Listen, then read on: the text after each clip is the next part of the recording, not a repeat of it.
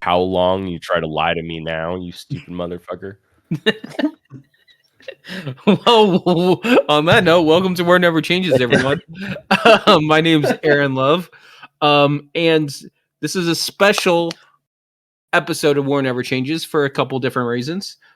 First of all, we are recording on Fallout Day. For those of you that don't know, October 23rd is considered Fallout Day because in the lore, October 23rd, 2077 is when the bombs dropped.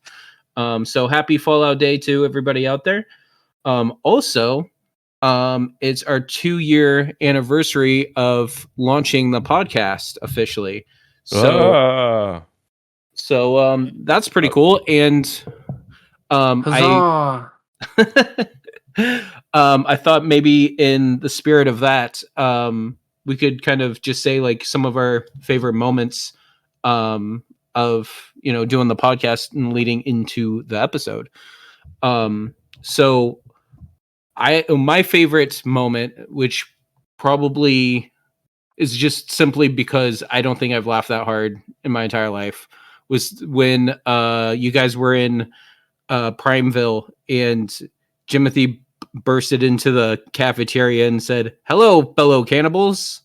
That scene just is so memorable to me. I just laugh every time I even think about it.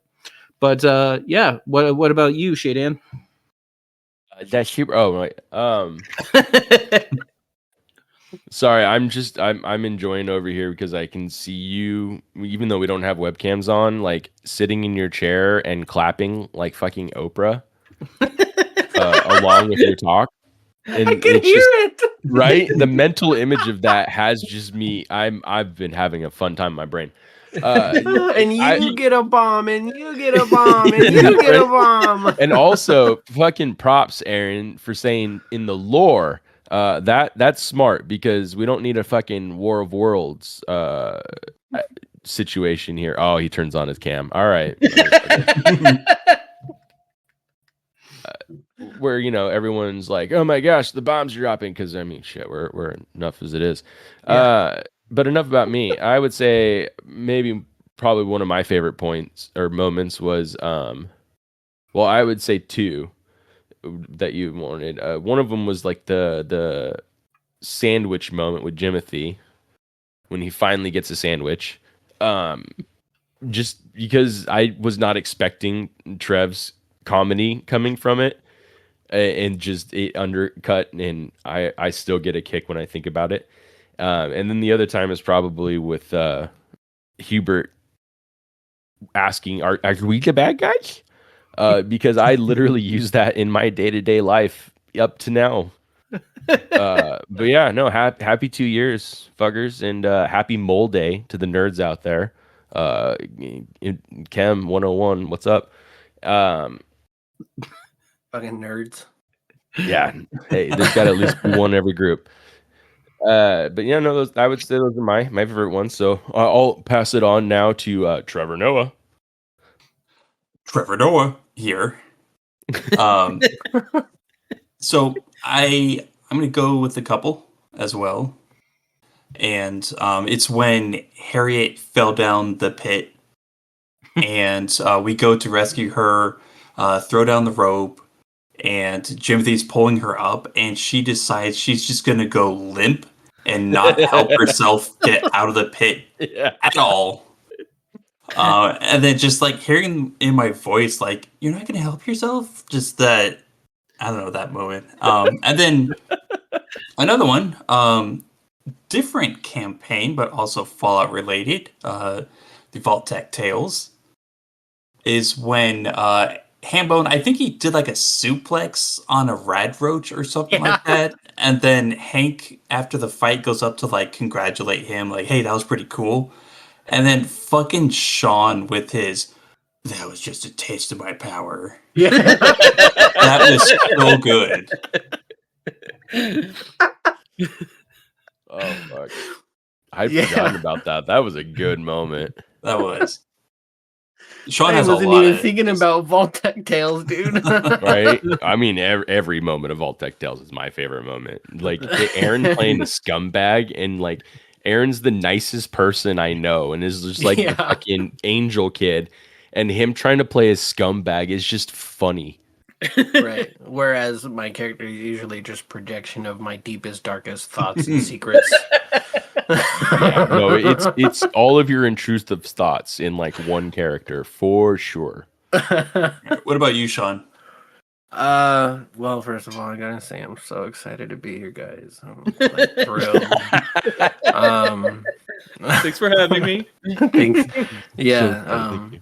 Long time listener, first time caller. Well, shit. You know, I like the funny moments and all. And I'm not meaning to stroke my own here, but I will frequently go back and listen to older episodes, and I feel like the first time, for me, the reason why it's my favorite moment is because I think it made me more comfortable in my gameplay overall. But that moment with the whole Prineville thing, with wasn't necessarily the act of killing Billy's mom, but Oh, no. just everything that happened afterwards with like the overseer and stuff. I just feel like that was a fun moment for me to get comfortable with Midas as a character. No, I definitely see that as a huge turning point for you playing Midas, because you were kind of like holding back, and like I felt like you were kind of like not in the spotlight very much, and then you're like, "This is my time to shine, motherfuckers," and you just took it. I like it, man. Funny moments. There's so many funny moments. It really is. So I like this collective, like it's not just Collective one loudness? moment. No, like the competition, the competitiveness between Jimothy and everybody else. I feel like that kind of got overshadowed by not overshadowed. I think what was it? It was Harriet when we were in the Temple of Trials. Jimothy and Hubert fighting those giant red scorpions, having a competition, and then Harriet just going, "Ew, no, I'm out of here. That's disgusting." I really was it, and then that whole time down there, Shay fucking one-shotting everything. Yeah. And then looking back at Jimothy going, "That's one, that's two." I feel like that may have tugged at Jimothy's heartstrings a little bit. Took it personal. That's a character. Because now he's not doing shit. I just don't get it. Oh shit, maybe that's what happened. I demoralized him to the point that he was like, why even try? That's a really He's good learning point, he's Sean. not the best at everything. Well, since you all said two and I only said one, I think my second favorite No. moment. I'm gonna edit that out too. Yeah, Is- Jesus, Aaron. I'm just saying. Not I think all my second about favorite. you. I think my second favorite moment was when Midas pissed on Nas's car Oh, and slipped and yeah. fell and pissed on Alex. That whole scene was good. just so fucking comical. That scene just as like a fairly OCD, I think is what I ranked on my test score thing that I took. I don't know. The shrink gave it to me, but I have a lot of problems with bodily fluids, and just like hearing about it was odd, but it became really weirdly funny with Sean trying to find, or Midas trying to find the bathroom and stuff, and like playing up that whole bit. And I think it was probably a lot of Jeff's help with Alex. But Right. it was just funny. And then there was the map issue with the door not working, and you're like, how do I get out of this place? Yeah. That part was just fucking hilarious for me. But yeah, no, I think it was the only time that I've been oddly fine with bodily fluid carrying on more than like 2 minutes. Right. No, it's like, oh man, that was good. I felt bad because I didn't want to. It's like, oh, we have this guest named Jeff who's a really cool guy and he has this really good podcast, and I'm just gonna piss on him. It's great, I felt terrible. Well, I thought it was like you were trying to claim him, so you're just like, I'm gonna pee on him. No, it was Because I feel like Jeff keeps trying to come back and like want to play more with us. So I think it was well done. True. You're marking your territory. I ghoulified him with my pee. Yeah, now it's getting weird again. Yep. Yes. And with that, maybe We're not should do the talking recap. about pee podcast. We're a Pathfinder Fallout themed podcast. Yeah, Nailed it. So last time on War Never Changes, you guys fought the remaining enemies inside St. Joseph's Hospital, and I believe you guys ended up killing the last of Klamath as well as the den, while the sentry bot was still docile, and you guys finally made it into the room with all the medicine in the research and development floor, and Jimothy finally was able to get his penicillin thanks to Hubert's great perception roll, and then I believe Hubert got a crit and just made off like a bandit with a whole bunch of meds and chems and stuff. You guys let the remaining forces of Reading kind of have what they want, and they shoved as much as they could into their bags. And after you guys ransacked the place, essentially, the sentry bot started glowing red, and you guys made your way up to the roof and down the fire escape as the sentry bot exploded, and you guys ran to safety as the building collapsed and the hospital collapsed behind you. Was there anything I left out or anything I missed? Or That's basically it. okay, cool.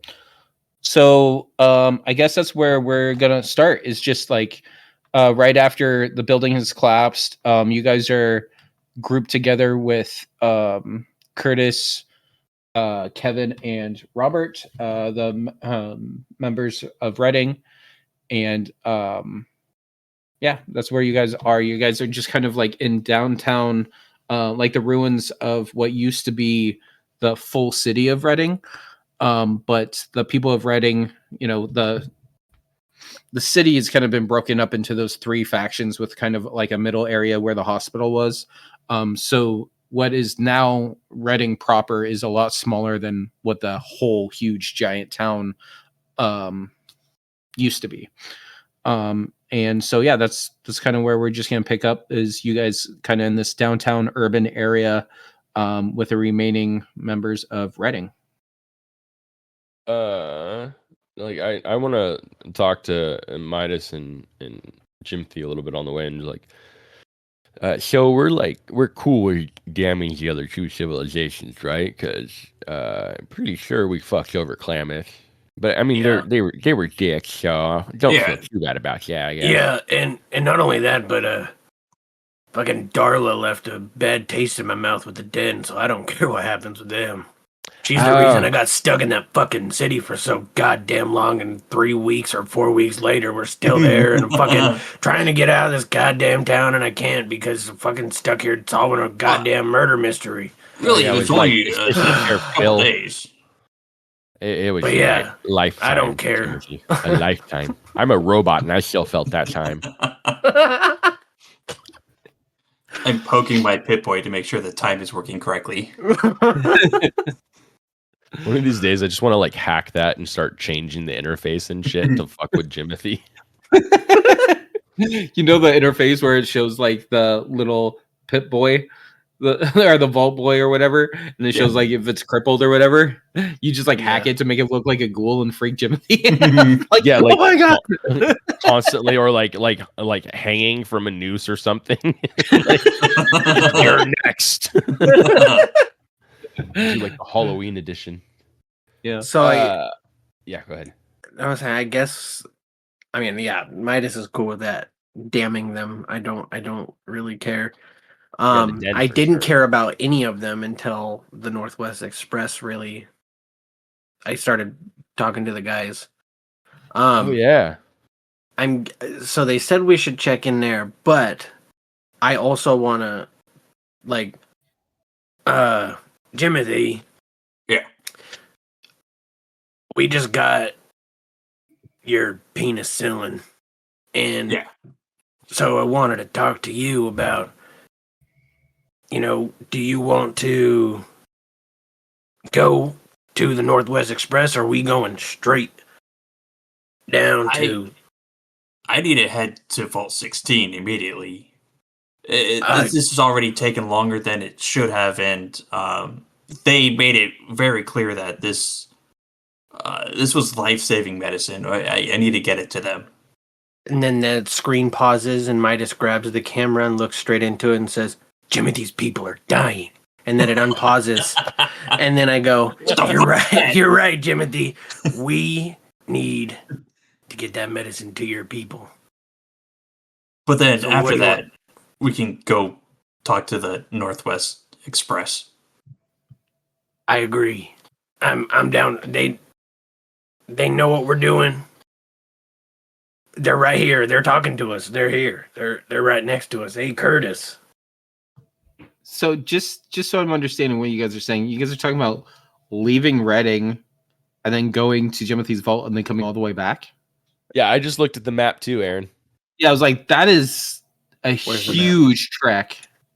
We got a Where's truck. the map? Well, I mean, as I don't want to speak out of turn, Aaron, but as somebody that was a driver for way too long in real life, and the fact that this is based on the West Coast, to go from Klamath area where we are now Reading. to what looks to be, I don't know, south of Sacramento, San Francisco.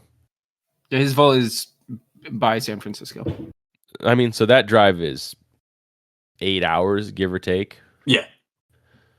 That's on a clear freeway. No, I completely understand. Like, obstacles and everything are going to add things exponentially, but It's only 4 hexes down. Yeah. well, yeah, but you're also there's random tables and stuff like that too that I'm not necessarily trying to like hand wave over, but realistically, like that distance isn't too bad, especially for people that are used to traveling along the wasteland. No, it's up to you guys. I was just confirming that's what you guys were talking about. Well, I mean, honestly, I just want to like joyride or something. here's I'll be honest. Here's what's going through my mind. This is our 2-year anniversary for putting episodes up on Spotify, but we have been recording for a lot longer than that, and this whole time Jimothy's been on this mission to get medicine for his people, and now we got it. And I don't know. Me as a player, Sean, feel like I'm being a douchebag. I'm like, hey, fuck you. I know you got your quest item, but I'm gonna go talk to these guys because they're my people. But at this point, I feel like, Jimothy's an important part of our group, and if like we don't go, he's just gonna start walking. Yeah. You know what I'm saying? If I go if 100%. I go to the Northwest Express, either Midas is gonna go by himself because Hubert is gonna go with Jimothy, or Jimothy's just gonna start walking. And He might learn Midas how to drive doesn't- and take the truck. Midas doesn't want that. Clarify the Northwest Express. Where's the HQ? In Reading, like you guys are like Yeah, You guys are right I there. figured we would just resupply in Reading and then figure out, and then like after this, I figured we were going to drive straight to Vault 16. But we're still going to be in Reading to resupply and restock and all that shit. I mean, it's Like it doesn't make 100% sense up just to you like guys. pedal to the metal. I mean, I'll sit Jimothy down. Hey, Jimothy, we need to restock and resupply, and before we can head to Vault 16. But tell you what, bud, that's the straight priority. Do Yeah, we like do we need to we'll rest? save them. Do we? Well, I mean, Is the thing. I yes, mean, we could sleep in the truck, but Hubert still needs 4 hours of downtime. right. But I'm also like only at half health. I don't know Exactly, how you guys yeah. are. So yeah, we need to recover because we got our asses fucking handed Well, to us. Who's we? I was Well, yeah. Jimothy was in the back for some reason. Our frontline fighter was in the back like a fucking wizard. I was sitting pretty good, Oh, and then I got Wizard. healed, and then I got hit again by my teammates. So I'm down Hey. to 64 out of 80, so I'm still okay. That could have happened to anyone, and I'm pretty sure I was the one that healed you. So shut the fuck up. Yeah, I know. That was almost Sometimes the hand all- that giveth will taketh away in the form of HP. and in a form of an axe to my face. Well, and I was just Yes. letting Aaron have it, but technically, rules is written. Nat ones don't do that shit. I know. Hey, rule of cool. That's Or why not I was cool, letting him have but- it. I'm a rules lawyer to a certain point where I just also want to just have fun. So yeah, I Midas doesn't want Jimothy to go alone because I know he knows he would, and also we don't have Harriet, and Midas is very sad about it. I mean, you're putting words in Jimothy's mouth. I mean, I think that you guys deserve to have like a conversation about all of it. Yeah. Well, Jimothy I will. Jimothy literally just- said something And Jimothy in just said, character. "I'm gonna get this to my people immediately, no matter the cost, no matter what." Like Jimothy said that to Midas. Yeah. You guys will what with what Hubert said, Jimothy will probably look the most scared you've ever seen him. Because this delay might mean the end of his vault. He doesn't know what's going on. He was just told to get this penicillin as quickly as possible, and it's taken a while, and this trip to Reading might mean the end of his vault. So if you guys think it's worth the risk, then We're he ar- might be persuaded. But we're in Reading right now. I thought we were like in the middle. No. So- Well, it's like it was basically a central location, but the factions were split up. Basically, like think of a huge city that were just kind of like fake walls and stuff put up and like constructed, like the Commonwealth, where everyone divided up their territory, but it's all still part of the same area. We're in the same city. The hospital was the central point. Yeah, Actually, I just essentially, realized it looks like a radiation thing. Oh, you clever bitch! I caught you. Yeah, fucking behind the scenes on that one. Yeah, so to kind of give you guys a little bit of context since you guys are talking about it, like if you guys go to your truck and hop in the truck, Reading is like a 5-10 minute drive away. Like Okay, that makes more sense. right there. And also to put stuff in more context, it's probably like mid to late afternoon already. So like if you guys decided that you did want to like drive through the night and do that thing, all the power to you. But yeah, if you guys wanted to like restock and go to Reading and just kind of regroup and do all that stuff, then you guys it's not that far out of the way to do that, and it's not a huge time suck to do that either. Okay, so Yeah. Jimothy will bring up his map, zoom way the fuck in, I guess, and then he's like, "Okay, well, we can't stay for too long though." Oh Let's grab what we Jimothy, need. we're just gonna stay the night. I need rest, dude. Like I'm sorry, but as soon as I rest, I'm happy to drive as long as possible, and we can switch out and do whatever. But I just need rest, bud. So what I figured we'd do is stay in Reading the night, rest, recuperate, get resupplied. Midas can go to the Northwest Express headquarters and just say what's up. I'm going this way if you, but I'll be back. And then we go straight to your vault starting in the morning. I promise. Okay. All right. Aaron, just behind the scenes, Jimothy is going to kind of make it a new priority to learn how to drive. So Well, does that oh, mean yeah.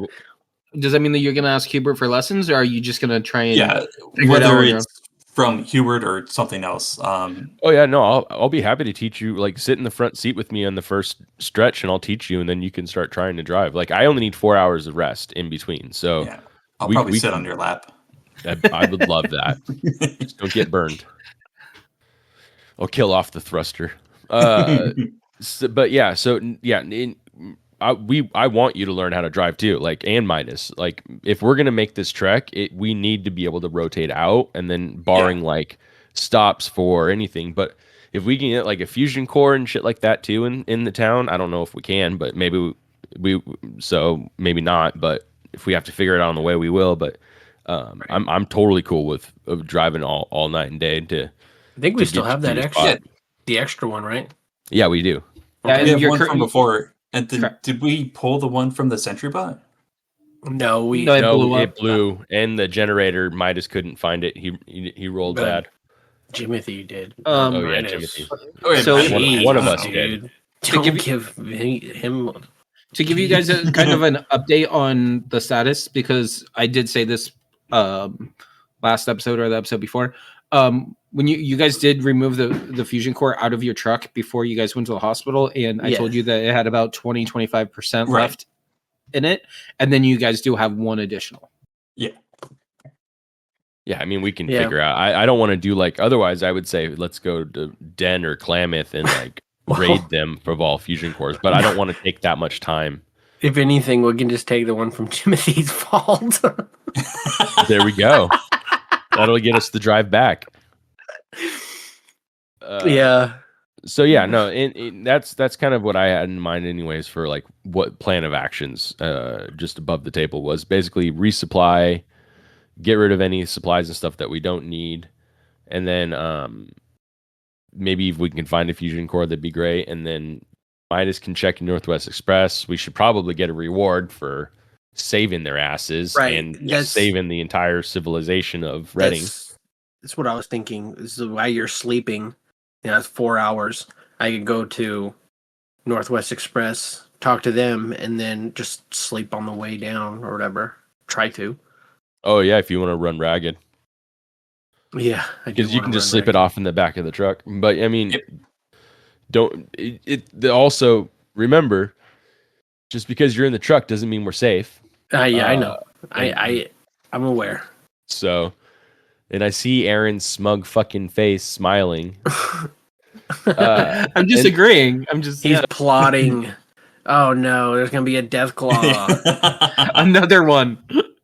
How original. A Deathclaw wearing Sentry Bot armor? Oh my god. Did Shay freeze? He did freeze. He did. I thought he was just being really still. You're so stoic. Oh man. You're back. There we go. Oh. Yeah, it was you went to limbo. bad face apparently. It started to do it again. When you got real mad at the camera, you froze a little bit. Yeah. I should probably turn my camera off so I don't fucking. So yeah, I think that sounds like a good plan, and that's basically what I want to do is make sure with Jimothy, like, I want to make sure he's cool. Yeah, because I know his people are dying. Question about long rest rules: can you split it up, or does it have to be within like a certain time period? I think you have to have 8 hours of straight sleep. Correct. I think if you break it up, then I think you get. I'm not points of exhaustion depending exactly. on how long you went without it. Yeah, that's why I was saying because Yeah, I thought about it too. Like, oh, maybe Midas can just sleep 4 hours and then You know do another what? 4 hours in the truck. I'm not even worried about it. We just got a shit ton of drugs. I'm cool. Yeah, I was worried about that. And so did I probably froze out before I was because I was talking about the items that we got. Yeah, no. I Yeah, we didn't hear any of that. Excellent. So yeah, so Aaron and I went through, and so out of the 31 items, I got 2 super stim packs, 6 stim packs, 6 antidotes, 2 addictols, 1 radaway, 2 radex, 2 buff outs, 4 mentats, 1 calmex, 1 psycho, 1 medex, 1 jet, and 2 robot repair kits. So that's the list, and so yeah, we definitely have the drugs now. It's like Fear and Loathing in Las Vegas. Yeah, right.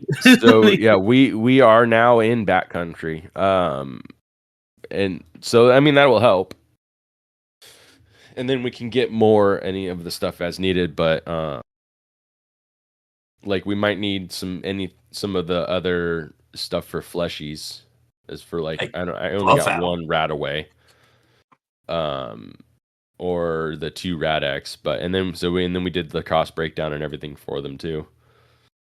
So yeah.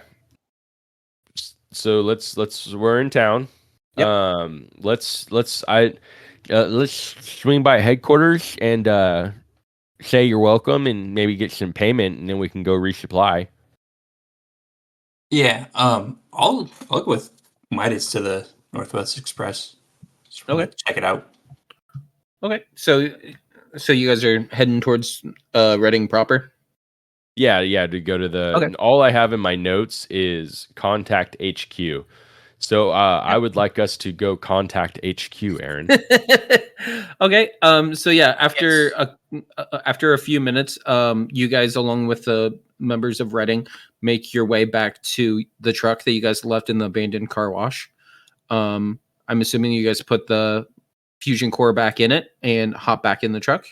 No, actually, Midas and Jimothy just push, and then Hubert sits in the driver's seat and makes sounds.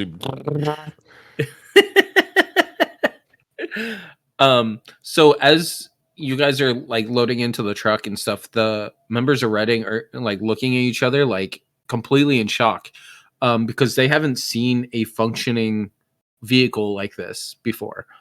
So they're just like, what the fuck? Who are these people? Kind of thing. Like, they came and saved our asses, and now they have a working truck. Like, that's insane. So then, like, they're just like, kind of like murmuring amongst themselves as they pile into the back of the truck. Like, what the fuck? Oh, wait, I didn't say we were giving them a ride.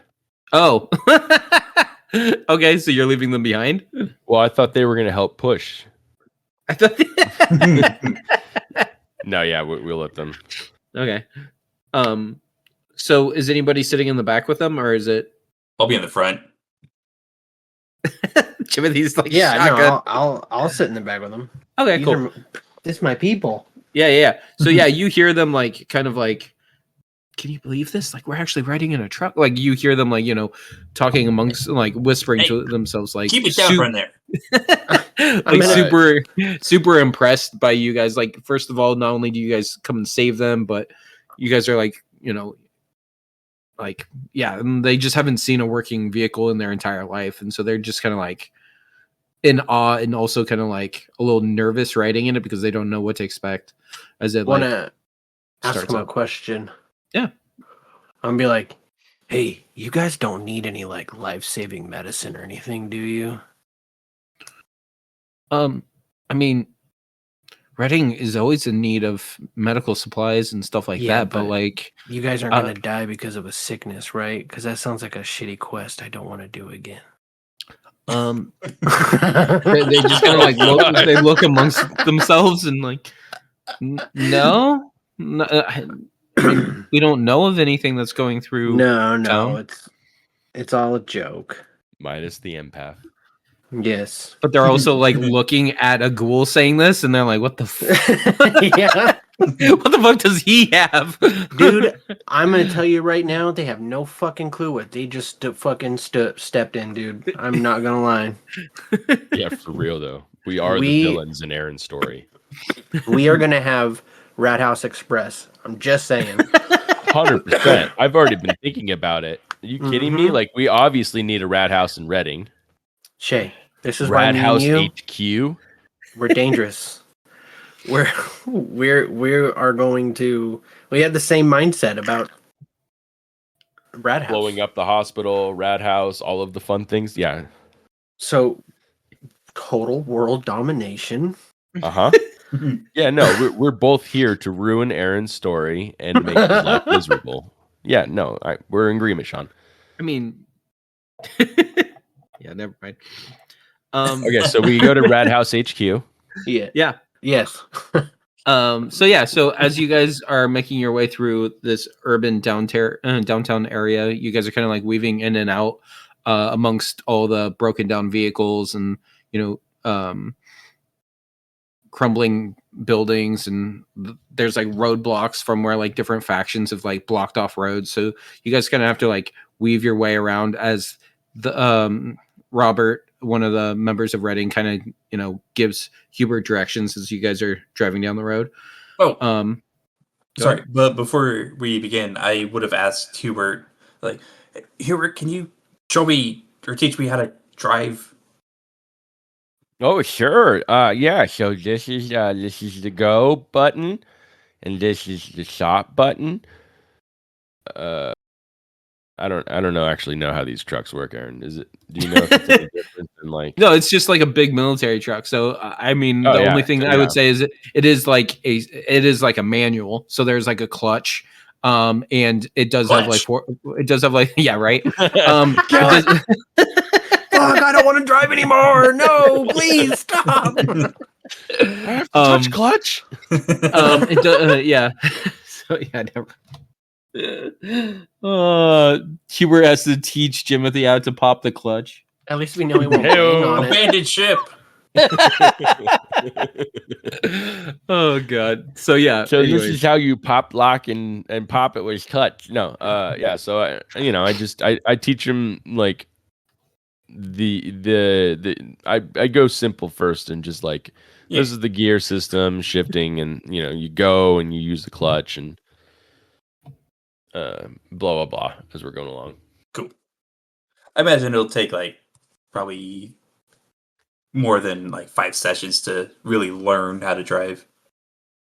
You'd think so, but my mom took me only on one trip and then was like, all right, I'm leaving for a week for work, so you're gonna have to take your sister to school and your truck's a fucking manual, so good luck.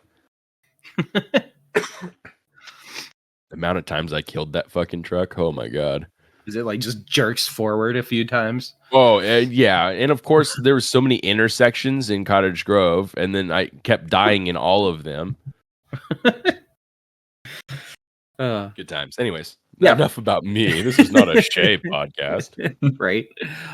So yeah, as you guys, like I said, weave your way in and out around the urban downtown area, you make it to a big old gate, essentially, that looks like it's made out of various like sheet metal as well as like barbed wire. It goes across the perimeter of the top. And as you guys get close, the members of Reading like stand up in the truck and they like use both their arms to like wave. So they like recognize them as you guys pull up, and you hear somebody yell, "Open the gate!" And like the gate, like, like scrapes as it's like being opened up. Oh, nice, dude. That actually came through. That was awesome, dude. That was fantastic. That's So yeah. cool. Right. Me and my sound effects. So the gate opens up, and you guys slowly pull through, and as you do, it opens up into a quite a decent sized settlement. From first glances, it looks like it's about the same size as Arroyo, maybe a bit bigger. But it's like a bit more sprawled out.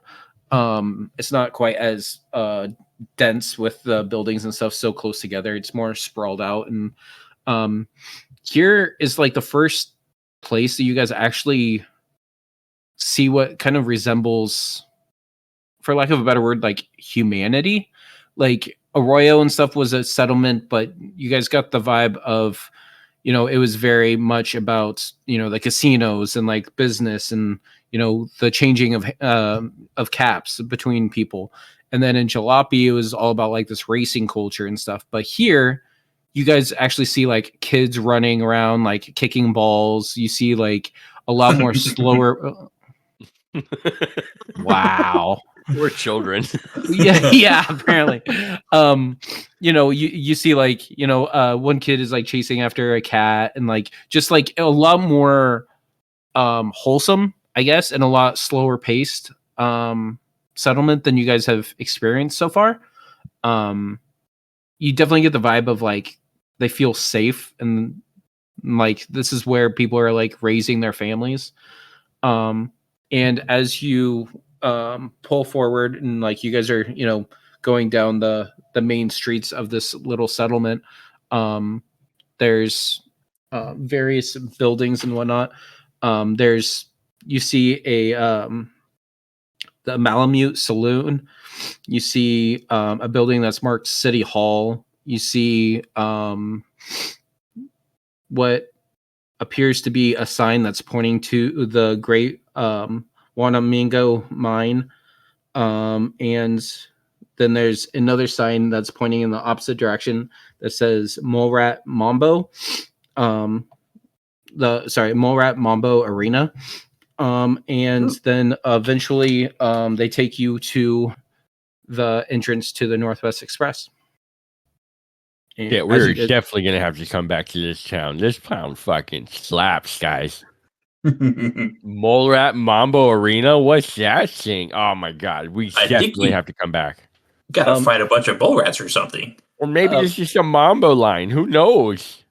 As you guys are saying that, the members of Reading are like hop out of the truck, and Robert hears you and he goes, yeah, so if you guys are interested, the Mole Rat Mambo is essentially where we raise mole rats, and it's like a little battle arena where they, we take bets on which mole rat's gonna win, and there's certain people that dress them up in different uniforms and stuff to represent their owners, and we have medics and stuff on hand, and we make sure that everything doesn't get too out of hand. But yeah, it's just a little betting arena. Maybe we'll find Sprocket there. Mole rats. An ethical mole rat fighting ring? Is that what's going on right here? Ethical is putting it lightly, but yeah, I mean, we make sure that they're gonna be okay. It's not like it's a fight to the death or anything. Who runs this establishment? Mickey Vic? Nice. I haven't heard of that person. Oh yeah. Is that Aaron or Curtis saying? It's Robert, first of all, but both. I know what you're going for, though. I mean, you did Nikkei, so I did Mickey. I got it.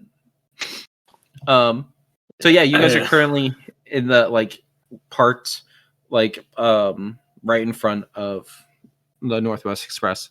Yeah, I don't know how I feel. I don't think Midas would bet on animal fighting, dude. If you threw some people in a ring, 100%.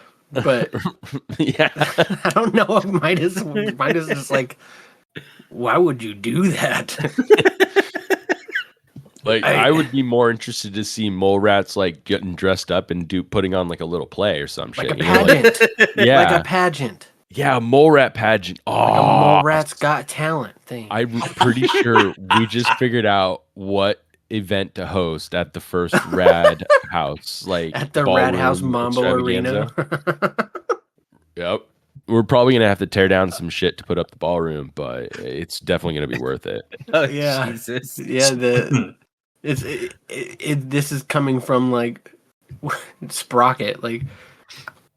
My God, I missed that little guy. He was so cool, and Now you guys are just fighting them? I don't understand what the point of this. Like, you're raising them to listen to you. Why wouldn't you just be nice to them? Right? I was expecting like almost like the Rohan riders, but with mole rats. Like, I understand, like, having to defend yourself against a wild mole rat that's attacking you, but to raise them You know what, to Midas? fight, Guys, We're this just isn't gonna the have time. we're gonna actually come back and we're just having gonna an take over this existential town crisis. and we're gonna sing. We're gonna have the mole rat pageant. We'll have a whole rad house arena. It's gonna be fantastic. But Okay. we gotta help Jimothy first. Yeah. Then we will help the mole rats. Yeah. We'll Right, turn the arena into a rat house. Yes. Oh my Yes. god. Jimothy, this is why I need you.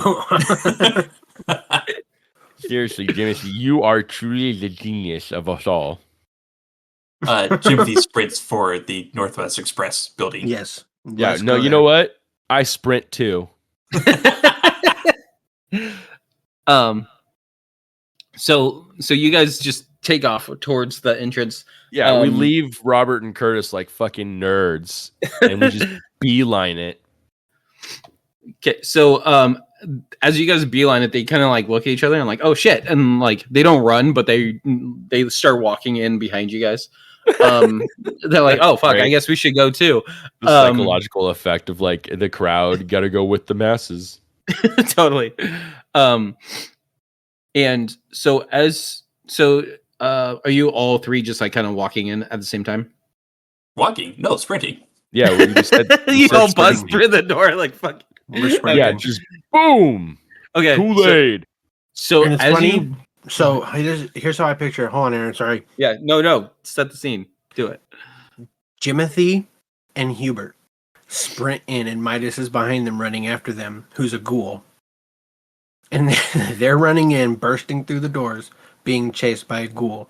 Nobody else in that building knows anything other than, like, there's a ghoul chasing these two things.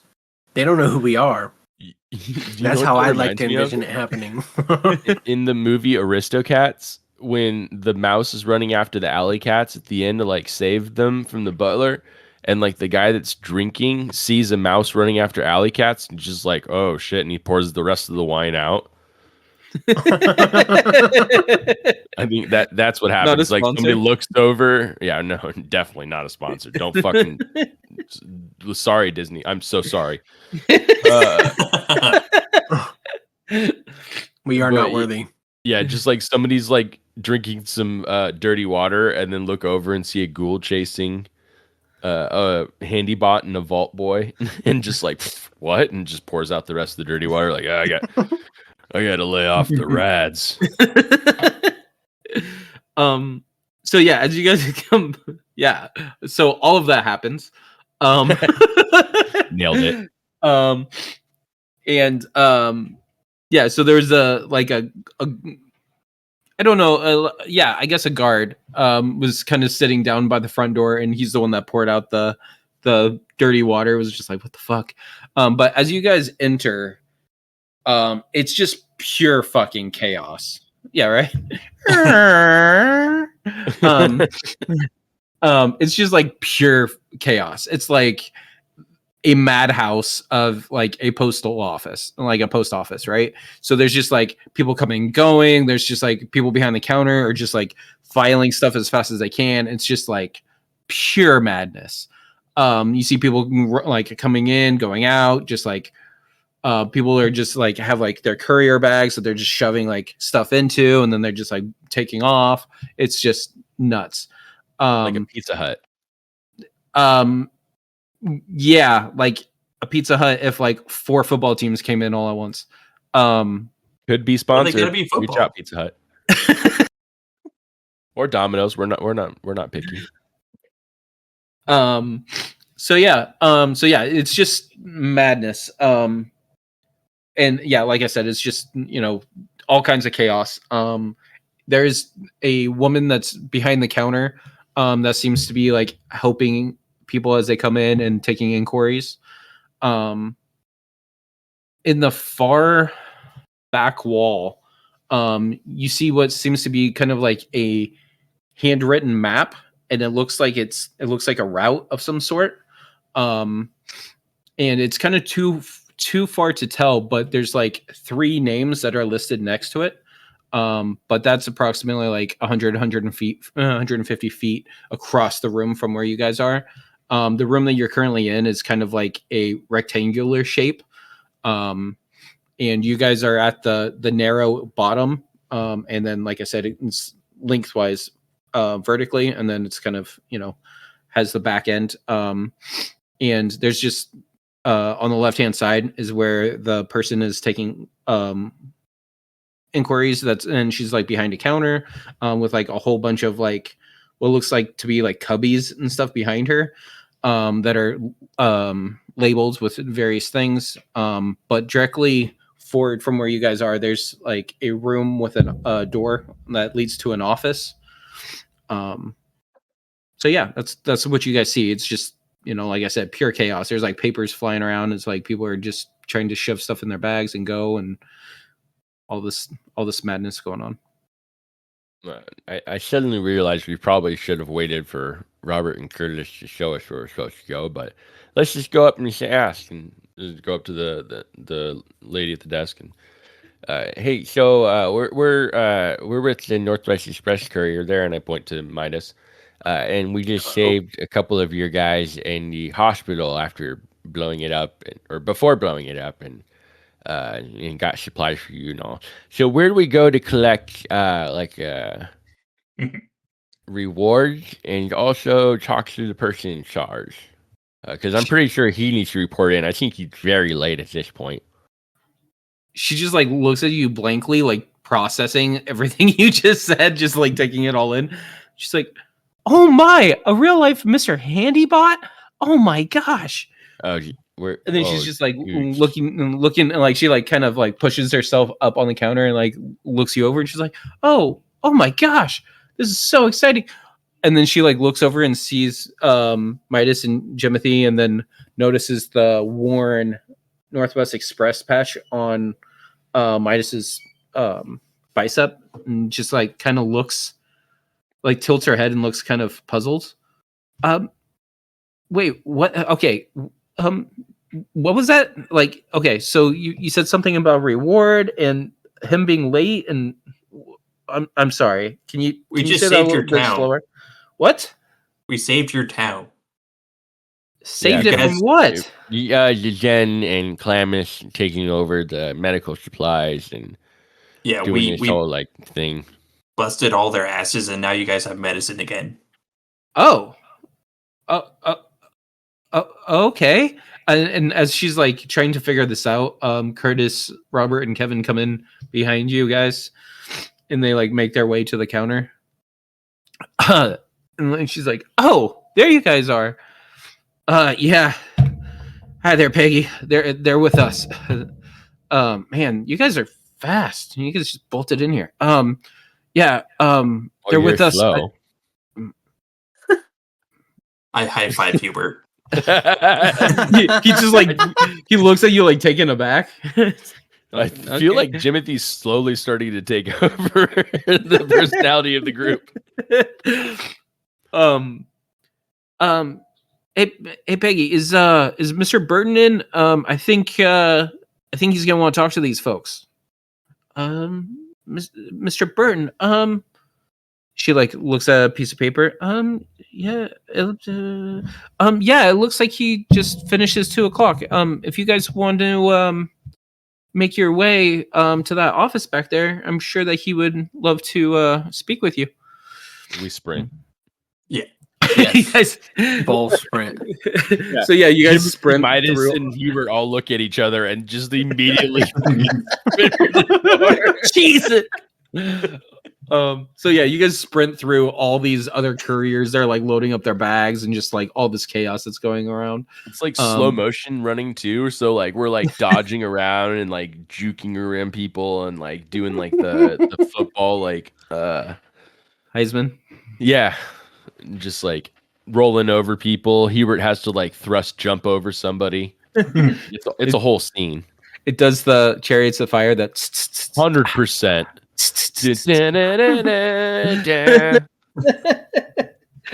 Oh god. So yeah, so you guys make it to this office door that is currently closed. On either side of the door, there's windows with like the blinds down. And to the left of the left window is where you guys see like a framed picture that looks like a route with 3 names on it. In honor of Harriet, who cannot be with us this session, Hubert barrels down the door. I will roll an athletics for you, Aaron. Sure. Oh, Shout out I to will use my hero point. nice. Worth it. 2 points more.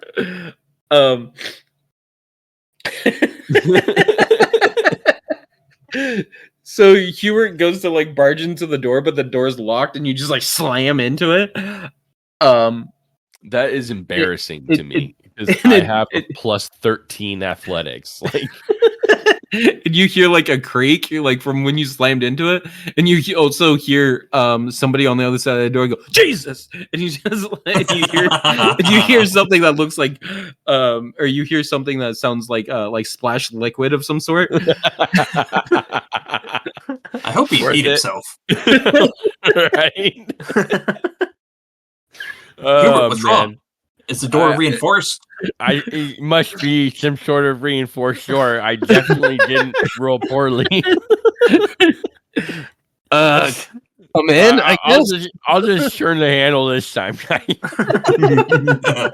I reached down and turned the handle and opened the door. Like, sorry, I tripped. What names are on the route? I wanted to ask. Are you gonna go look? I figured real that was quick. like away from where the. Yeah. Oh, I thought it was next to it. My bad. No, it's I'll- okay. So, like, to set the scene, you guys are currently standing directly in front of a door. To the right of that door is a window with blinds down. To the left of that door is another window with blinds down, and then to the left of the left window is the framed picture with the names next to it. So it's literally like, I don't know, 3 Right feet there. from what you guys are Oh seeing. yeah, then I definitely was curious about it too. So Yes, but I'm what not are those, What are those names? So as Hold on. Midas approaches, Okay, ready. so as Midas approaches the route, at first, you look at the names and you see Mike McFeely, number 1, number 2, shit. Cassie McFeely, Oh shit! number 3, Jackson Dart. And then in the framed picture, you can tell that it's like a courier route to various locations. And on there you see it's Azenta's at the top, and then there's Arroyo, Shady Sands, New Vegas. And then it just does like a big old loop back to Reading. And so you after looking at the names and looking at the route, you kind of piece together that that it's a route that Mike McFeely must have taken. And above, as you're looking at it, you look up just a little bit, and there's like a plaque, and it says McFeely's Marathon.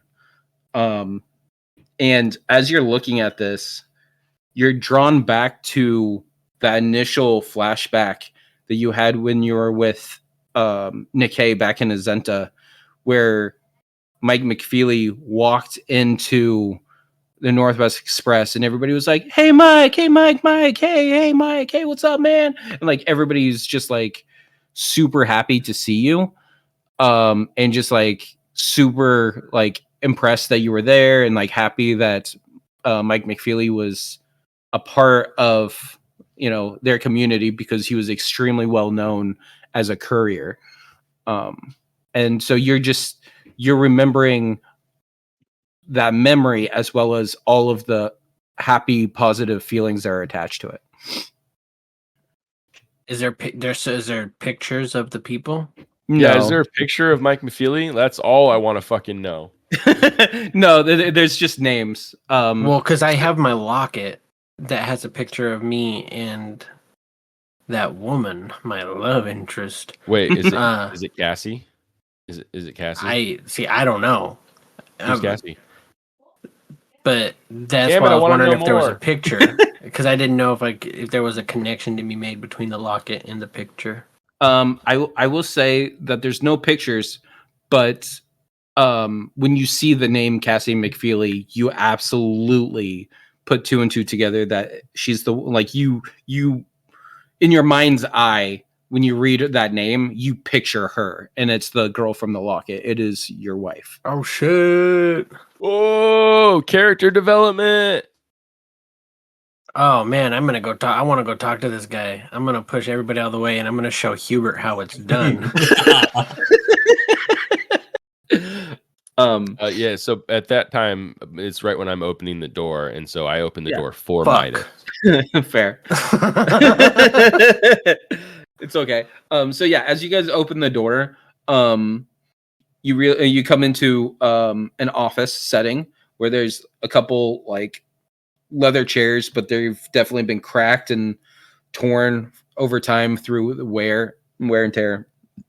And there's two leather chairs that are in front of a desk, and behind that desk is a older gentleman that looks to be probably in his late 50s at this point.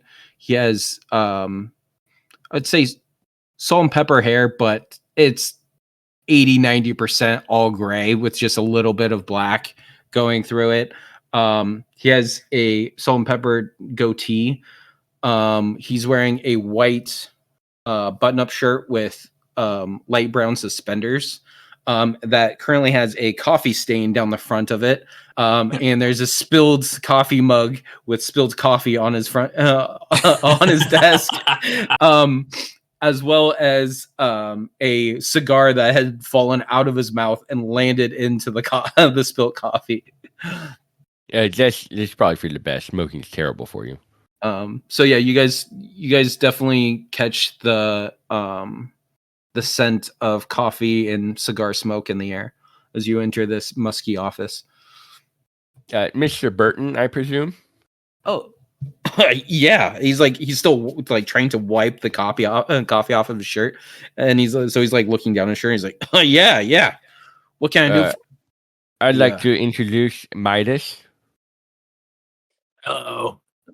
Oh, okay. Which one of you is Midas? That would be me, sir. Yeah, the only one wearing a Northwestern Sash patch, dude. Like, seriously, read the room. Yep, right here. Oh, wait.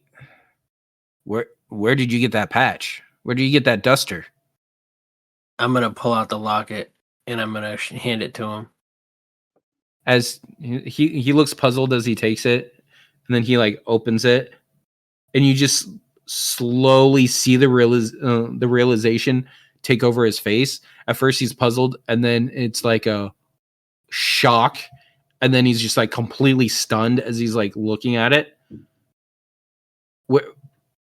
Where did you get this locket? It's mine. Yo, mama.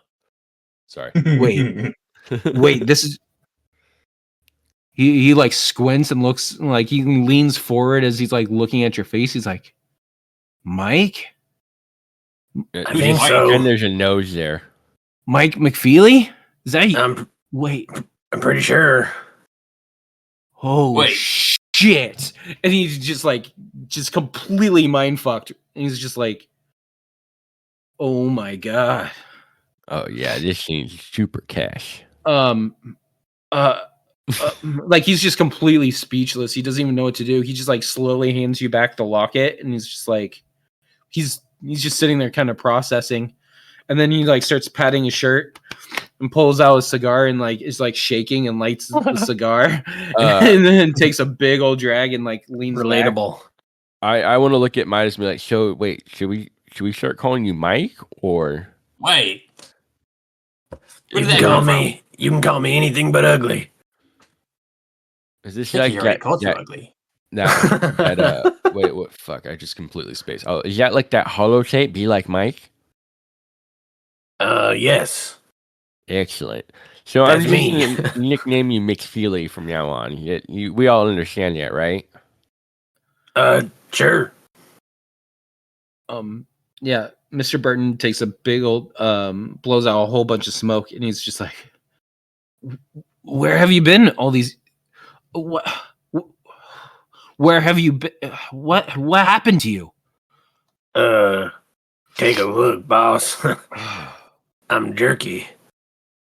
Do you Yeah, he got roasted and toasted in Arroyo. It's a whole story. You just have to Yeah, listen back 20 I was- episodes now? I was delivering the package. My brain's real foggy. But what I can piece together is I stopped by to play some hands, and I kept winning.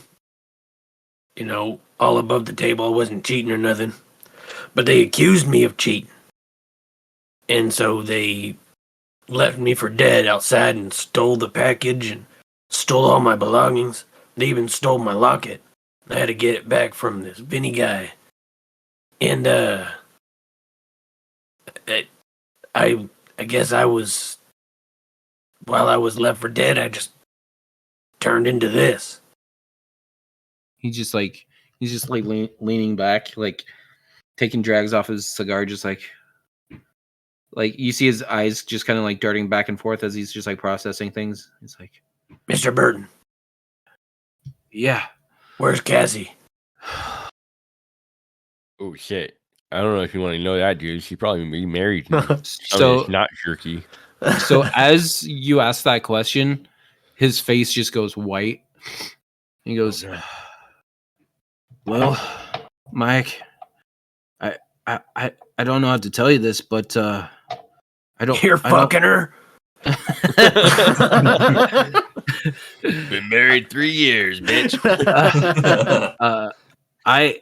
I look at her as my daughter, man. That's I've treated her weird. as- Why would you do that? I've treated her as such in your absence. But I don't think that you know what you being gone has done to her. Oh no, should she go over to the den? Oh, because you're fucked. No, Mike. She decided to dedicate her life to finding you. She never gave up.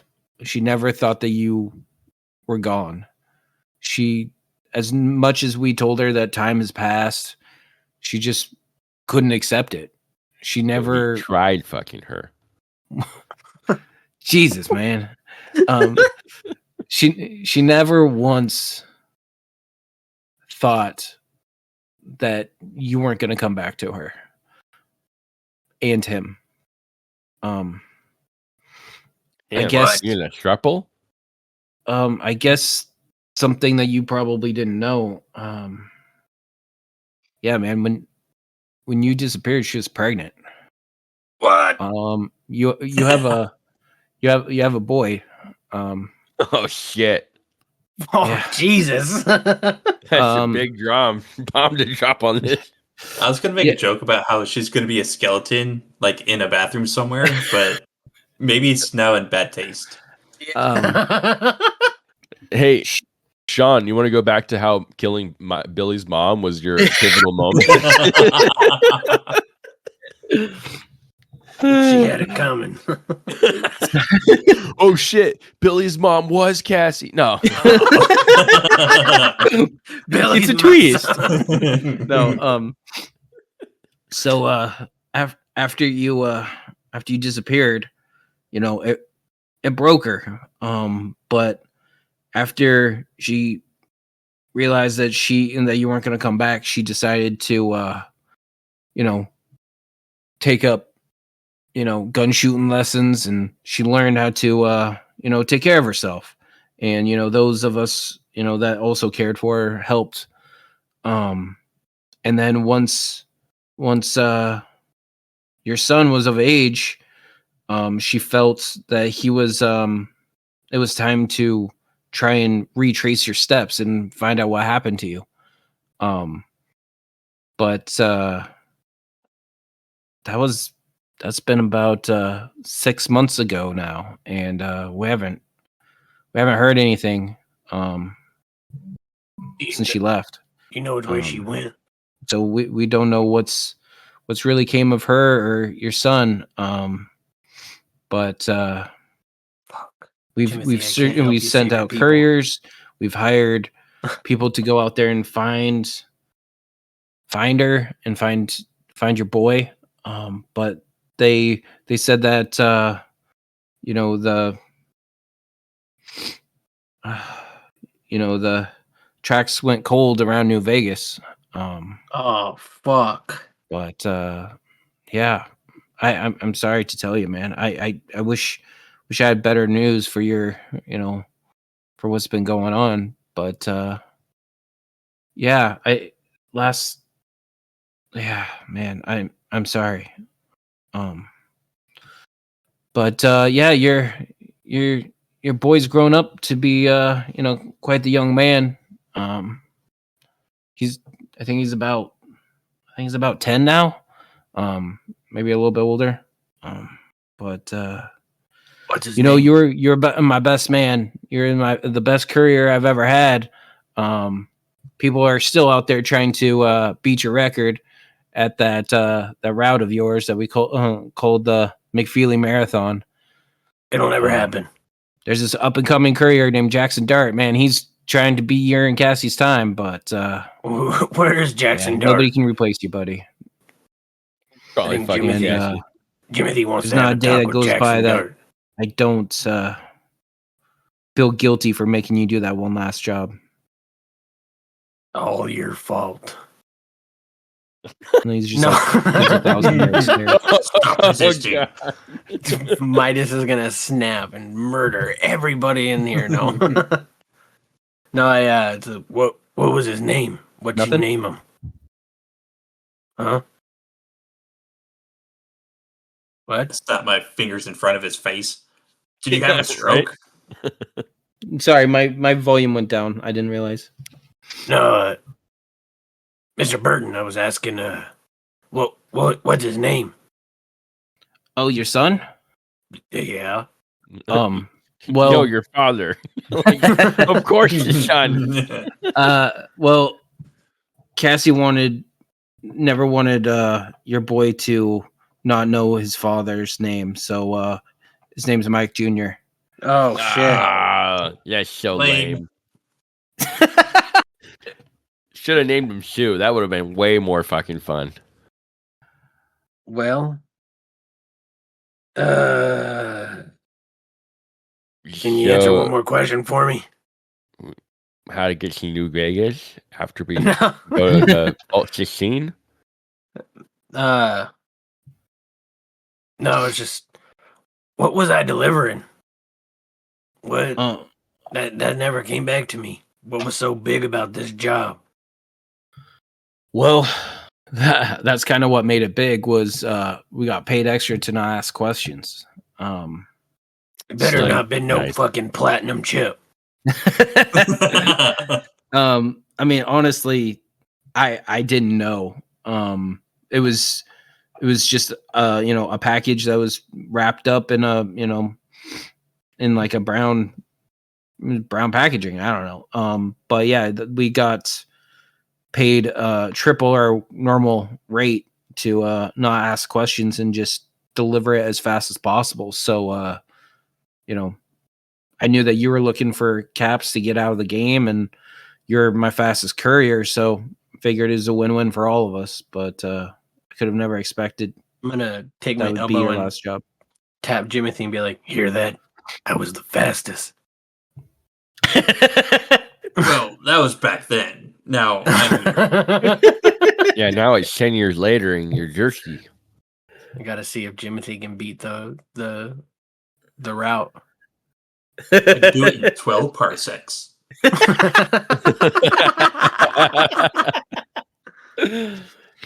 Well, oh, God. We just talk in like nerd speak, I swear. Mr. Burton, I just want to say thank you for looking after him in my absence. I would have come back if I had known, I'd just cooked my brain. Couldn't remember anything. I had to get this locket back from that Vinny guy, and whenever I got it, jogged my memory a little bit. But right now, I gotta take my mind off this. This is a lot. This is real heavy. It's weighing heavy on my ghoul heart. If I had tear ducts, I'd probably be crying. But we gotta go down to Jimothy's people here. They're dying, and we need to deliver some medication to them. This sounds like a fucking charity commercial.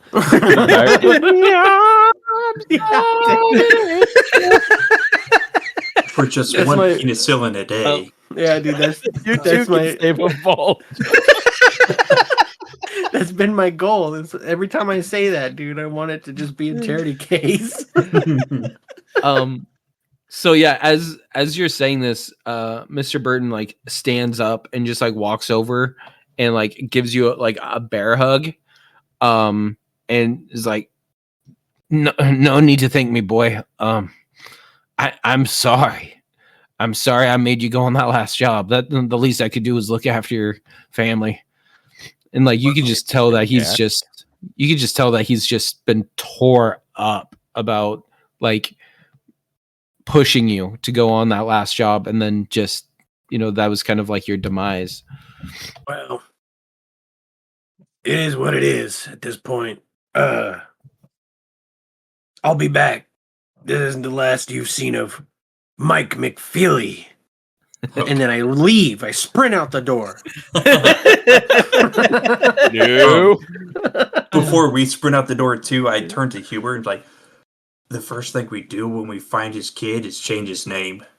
Oh, 100%. Like he must have a way better strong name. Maybe like Jimbert.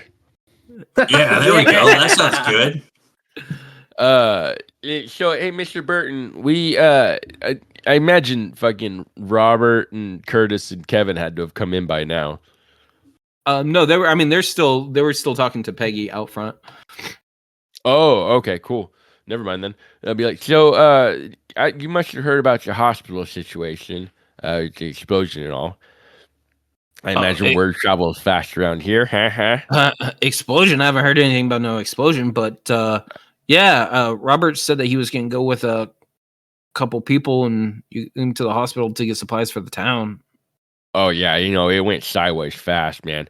Listen, like the Den and the Klamath all had the same idea and gunfire, so we stumbled upon just a bloodbath. And Mike, I guess, recognized some Northwest Express people and decided to help him, and so we slaughtered everyone else. Anyway, so we raided the hospital before it exploded. So they're gonna have a whole bunch of supplies to give for your area, and I mean this definitely closed off Klamath and the Den from thriving in their situation. So maybe it'll give you a little bit of a leg up in negotiating a peace term or something with them. Anyways, it would be really nice if we were able to receive any kind of compensation for the assistance. Not trying to like hit you up for cash or anything, but we got a long trip to make, and anything can go a long way in helping us. As well as it seems like we're going to be heading to New Vegas after saving Jimothy's people. So anything that you can help give us, as far as I don't know if you need us to earn something or anything on the way, we can. But obviously, after we deal with the saving people, like they're probably half dead by now, anyways. But I just keeping it light, Jimothy. Don't mean anything by that, and I kind of like do my best to give a serious face to Mr. Burton. Do you have any fusion cores? Oh shit, that's a really good one too. If you have any fusion cores to spare. I mean, we don't have any fusion cores here. We don't we're just a courier service. Normally we would be we would get paid to transport a fusion core somewhere. Really, I mean, we don't really have that here. But I will tell you something. All the members of Northwest Express Courier Service are a family. And if you guys are friends with Mike, or maybe even his chosen family, then you're my family. And if you guys also helped out Robert and the rest of my family. So let me see what I can do for you. And he like goes back behind his desk and like pulls out like a ring of keys with like a whole bunch of different keys on it, and he like takes a second to like, oh, not that one. And he grabs one and he like unlocks a drawer in his desk, and he pulls out a big old bag, and he's like, and he sets that one down and grabs the even bigger bag, and he goes walks over and like gives it to Hubert and goes, if this can help you guys and Mike in any way, I hope it does. I hope it does the trick. I hope it helps you guys. It's the least I can do for, all the years of service that Mike's done, and anything else I can do to help him. I got something for you too, since we're now a family, I guess, and I'm going to remove another patch. No fucking way. This time, it's going to be the one that's just like a bunch of like wild horses. Nice. And then I hand it to him and I say, may you be as swift as whatever the fuck these things are. And he just looks at it for a minute and he's like, thank you, boy. Mr. Burton, you don't know us, but I really do need you to understand the gravity. If Jimothy gives you a patch, you are part of his chosen family. So we are giving you the same respect that you would give Mike or anyone else in your family. With that, you see like a tear building up in his eye, and he like wipes it and he's like, God damn, there's something in my eye. You guys better get out of here. Yeah. Am I getting your guys' eye too? Something's flying around or something. I don't know. Definitely not. I'm a robot. But as long as you tell me how much is in this bag first. There's 1,600 caps in there. Thank you. Just gonna write that down. Midas is already in the truck. I think now it is. Midas doesn't need to know. I think Midas is in the truck, like doing his like fucking has the teen sad song on, like or fucking Air Supply. Everybody hurts. Yeah, I think getting to Jimothy's vault has now become more of a priority to him than it is to Jimothy at this point. Yeah, because he wants to get it out of the fucking way so he can get on with finding the Cassie and Jimbert. No, so I guess what I could say is it's like, so the way Midas is feeling is hopeful. He doesn't necessarily feel sad because, like obviously he just found out he has a son, but he's hopeful that he'll be able to find them. So he's not necessarily in like a fucking like emo mood. He's hopeful. He's excited that hopefully he gets to meet him or and see his wife again. You have something to look forward to, right? Which I didn't first time before in Midas's entire existence. Yeah, right. You have a newfound purpose. Yeah. So now it's kind of switched his outlook a little bit, I think, as far as like being less selfish, and it's like, we gotta go. We've waited long enough. It's time to get to Vault 16. Fucking wait, get this shit done. You don't want any of the caps we just got? No, well, He doesn't know. You guys are still in the building. I'm in No, the but truck. Yeah. When we bring it up. With respect to that, Aaron, what I would like to, I was going to say is, can we just like, I don't know, like the way I look at it now is like, just like, you know what, fuck it, and just want to stream, like run through the town, resupply, but like my main priority is to just get in the truck and drive. If you want to resupply, we can totally do that out of session. That's what I was hoping. Yeah, and just say that you guys did a quick run to Merle's Mercantile and restocked and on your way. Cool. Yeah, because I really want, like, I don't know. It's kind of seems like it feels like I don't have a purpose necessarily, but seeing so much purpose in my compatriots around me is starting to become infectious. Nice. It's your inner Mr. Unstoppable. Saving Yeah, the right. day, Like, being a yeah, hero. the quote unquote humanity, I guess, of my programming or whatever glitch came through. I don't know. Right. It's the awareness. I'm starting to understand purpose, I guess, and it just Right. I'm like inspired. Like, you know what? Fuck it. Let's just do this. So I'm just gonna. I only need 4 hours of rest, but I can do it later. I do have a quick question.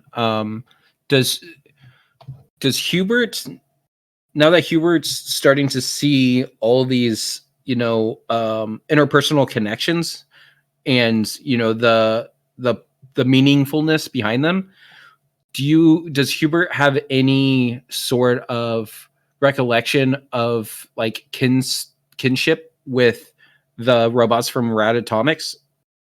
Does Hubert have a kid he doesn't know about? No, that's not what I'm saying. But I'm saying like because technically, Radbot and Radbro are my kids. That's exactly what I'm saying. Like, but that was like your first time of really interacting with like on some level with other robots, which are like your kinfolk, right?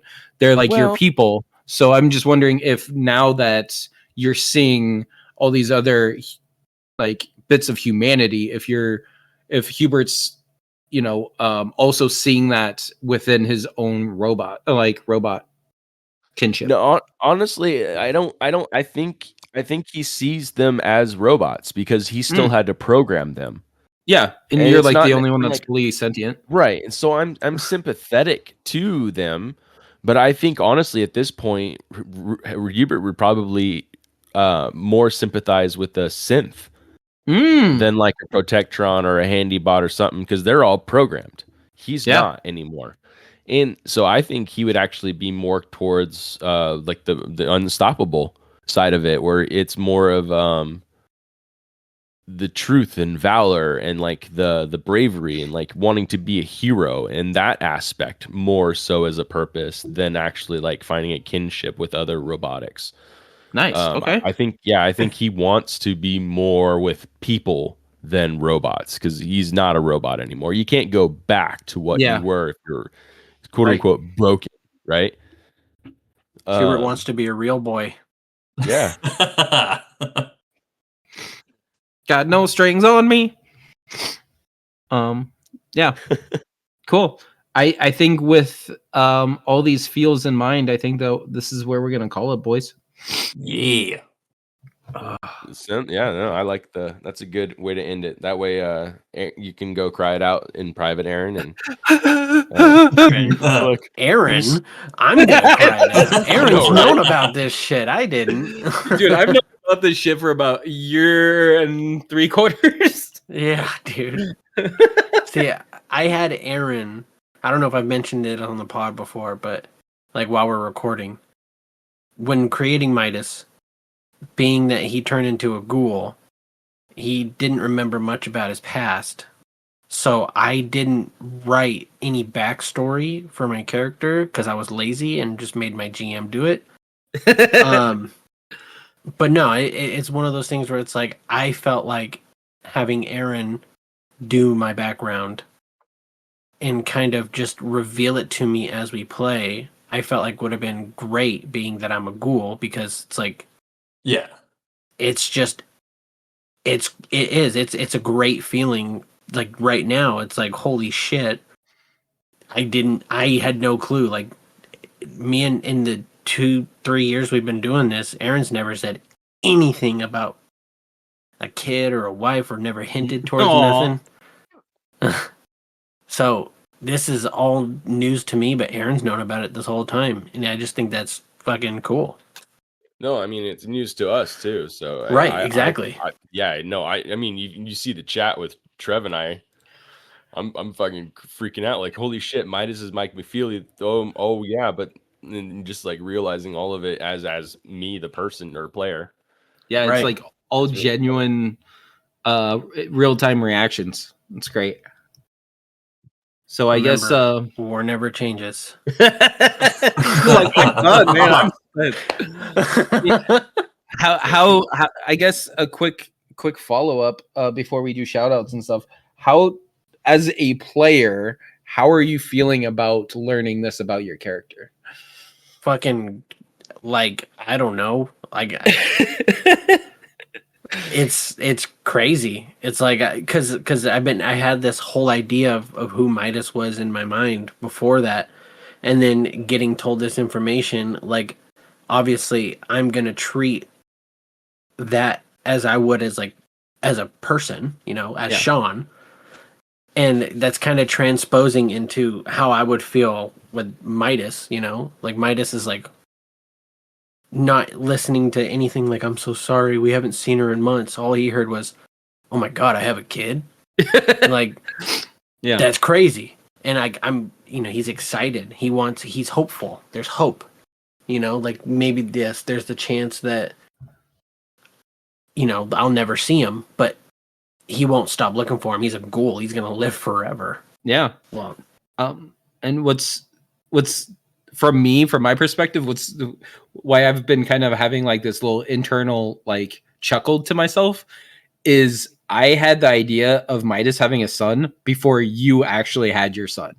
right. And he had that idea And before the Fallout TV show came out. So don't get any ideas, people.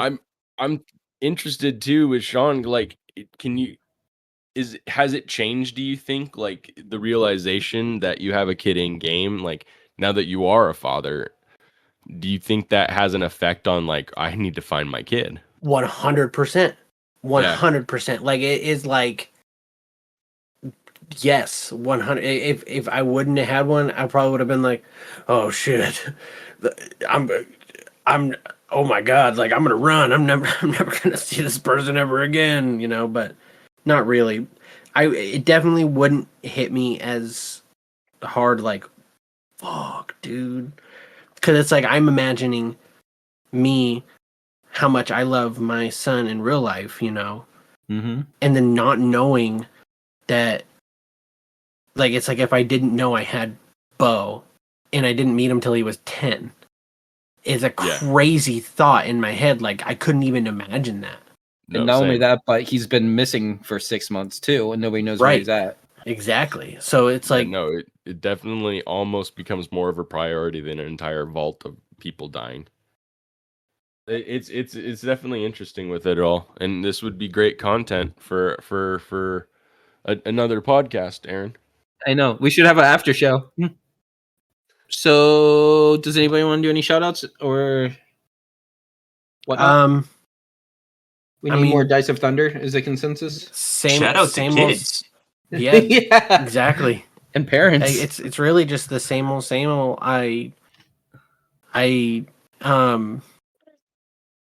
Scott, if you're hearing this, this is the call. This is me begging you, please, to make more Dice of Thunder. I am sucking at the teat. There's no excuse. There's so many excuses. I was gonna say, that being Jeff said, Hurt is back. He has an excuse. Where's your excuse, Mr. Scott? I need to know. I need to hear this. Shay said you're perfectly fine and that you're perfectly capable of doing this. And he said he doesn't know why you're being a big baby. That's what Shay said. Shay said that. His mic's not working, so he can't. The original gnome said that about you. Said you're a big baby and that you have no excuse to not make more Dice of Thunder podcasts. Oh, Shay's mic's done. It's not working. This is so funny. Cut Greg, hurry before he figures it out. So yeah, With that, never forget war never changes.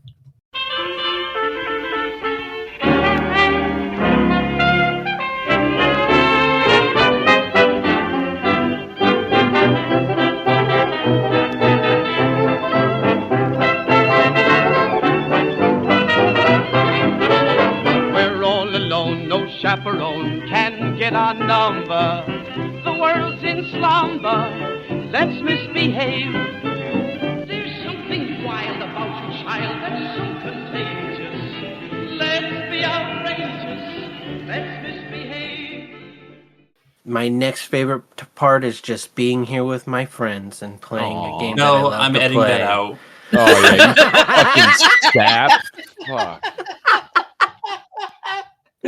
Trevor's That like, was just nope. my scapegoat for not saying anything else.